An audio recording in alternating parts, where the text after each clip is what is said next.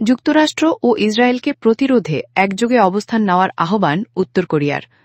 মার্কিন যুক্তরাষ্ট্রের সাম্প্রতিক হামলার ঘটনায় ইরানের প্রতি সংহতি জানিয়ে কড়া প্রতিক্রিয়া জানিয়েছে উত্তর কোরিয়া।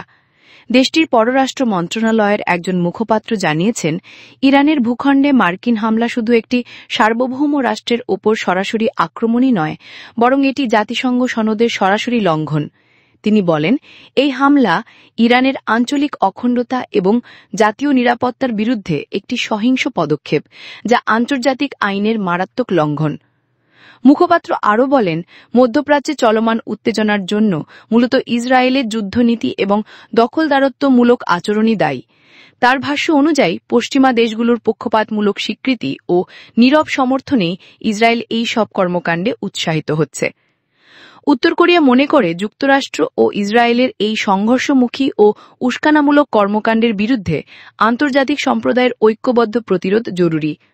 মুখপাত্র আহ্বান জানান, বিশ্ববাসীকে এখন এক কণ্ঠে এই ধরনের আগ্রাসনের বিরুদ্ধে নিন্দা জানাতে হবে এবং যুক্তরাষ্ট্র ও ইসরায়েলের এই বিপজ্জনক আচরণ প্রত্যাখ্যান করতে হবে।